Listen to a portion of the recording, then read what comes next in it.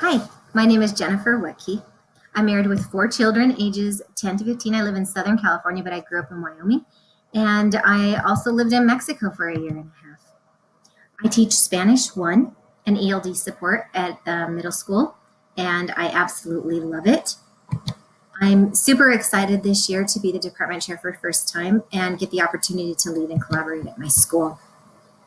I absolutely agree with all three mindsets from Moore. I've seen amazing success with my ELD students and the progress that they have made because I believe in them, I give them the support they need, and I expect them to succeed. Recently, I had an amazing experience with collaboration when a teacher reached out to me, and together we could create an opportunity for a mutual student of ours to succeed. I also agree with the five dispositions. They inspire staff to want to work with you, to trust, and to respect you. If you don't have confidence and show decisiveness, those you lead will doubt your decisions. And without a sense of humor, you'll be miserable in your job because you'll be over anxious about every decision. Being able to diffuse a difficult, tense situation is also incredibly helpful. It's important that you can empathize with others and not steamroll them while still maintaining high expectations and following through with what you know to be right. Finally, leaders must be learners. No one is ever done learning. I agree with the three practices as well. A leader who doesn't focus and prioritize does lots of things, but none of them very well, and she quickly gets overwhelmed. A leader who fails to gather, study, and act on relevant school data is missing an opportunity for her improvement at her school.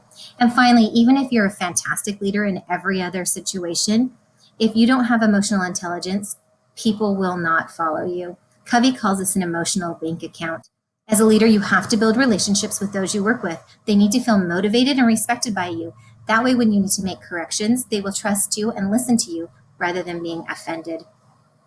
A good leader must be ethical, and George Marshall's eight principles of ethical leadership is a great place to start.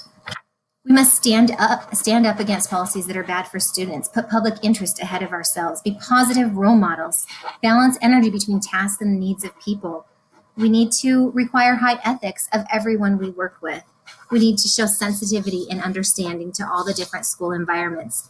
And especially we need to have inclusiveness, which I feel like School Site Council is a great way to promote inclusiveness at your school. I agree with all eight principles. And unfortunately, I've seen what happens when a leader at a school or at a district level does not abide by these principles.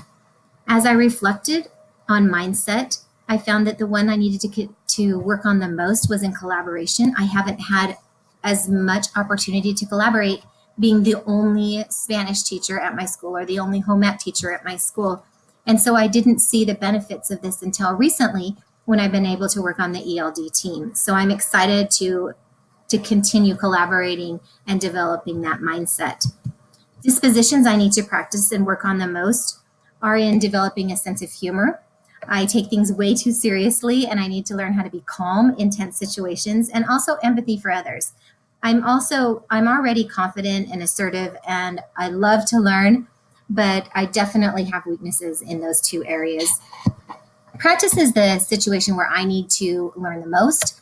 I tend to learn all these great things and then I go back to my classroom and I don't put them into practice. And that's something that's not great about me, and it's something that I need to work on. I'm already good at focusing and prioritizing. In other areas, I'm great, but I definitely want to improve in that area.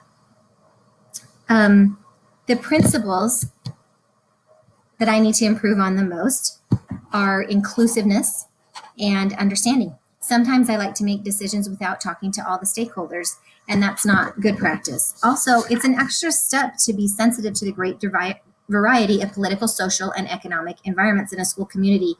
This is something that requires extra diligence and I believe extra practice. And putting into place the mindsets, dispositions, and practices and ethical principles will lead to educational success because these things are student focused. I look forward to learning more in this course and thank you so much for listening. Bye.